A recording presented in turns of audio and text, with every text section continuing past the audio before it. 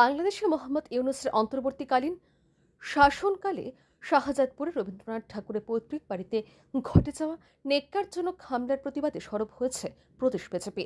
শনিবার রাজধানীর fire brigade Chowmuhani থেকে এই প্রতিবাদ মিছিল শুরু হয়।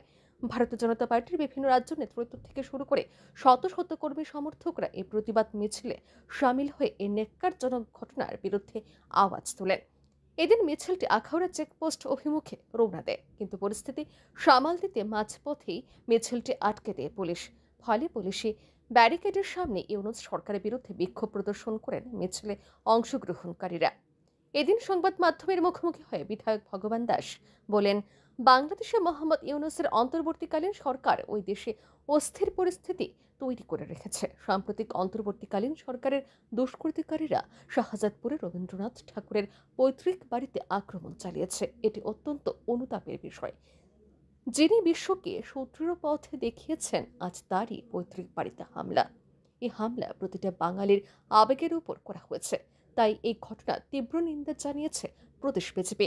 আগামী দিনে যেন এই ধরনের ঘটনা পুনরাবৃত্তি না হয় সেই বিষয়ে ইউনূস সরকারকে হুঁশিয়ারি দিয়েছে প্রদেশ বিজেপি। আপনারা জানেন যে সাম্প্রতিককালে বাংলাদেশের যে অন্তর্বর্তী সরকার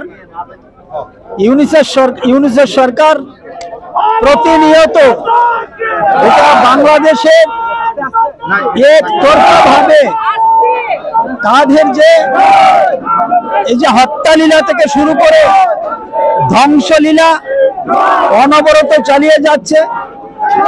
ইউনূস সরকারের কিছু হায়নারা, কিছু বর্বররা এইভাবে বাংলাদেশের মধ্যে একটা অস্থির পরিস্থিতি তৈরি করেছে এবং সেই তাদের বর্বরতার থেকে রক্ষা পাননি বিশ্বকবি রবীন্দ্রনাথ ঠাকুর, ওনার পৈতৃক বাড়ি ওরা উদ্দেশ্য প্রণোদিতভাবে পরিকল্পিতভাবে রবীন্দ্রনাথ ঠাকুরের পৈতৃক বাড়িতে যেইভাবে তারা ধ্বংস চালিয়েছে, যারা ধ্বংস করেছে, যারা সত্যি আমরা ভারতীয় জনতা পার্টি এটার তীব্র প্রতিবাদ জানাচ্ছি এবং আমরা নিন্দাও জানাচ্ছি। এটা অত্যন্ত নিন্দনীয় একটি ঘটনা। একটা দলের, একটা রাষ্ট্রের, একটা রাষ্ট্রপ্রধানের তার কিছু নৈতিক কর্তব্য এবং তার দায়িত্ববোধ থাকা উচিত।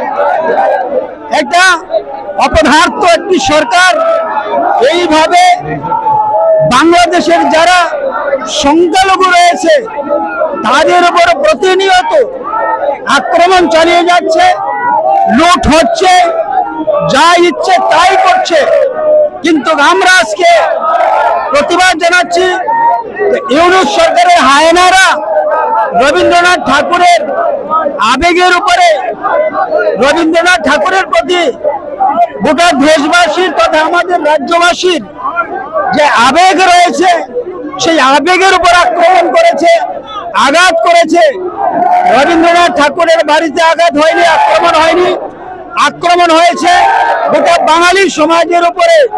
সুতরাং আমরা আজকে ভারতীয় জনতা পার্টির দায়িত্ব নিয়ে সেই ইউনূস সরকারের এই বর্বরচিত মানসিকতার প্রতিবাদ আমরা জানাচ্ছি যে আগামী দিনে ইউনূস সরকার যেন এই ধরনের ঘটনা থেকে বিরত থাকে, নতুবা আমরা ত্রিপুরা থেকে ভারতীয় জনতা পার্টি আরো বৃহত্তর ভাবে।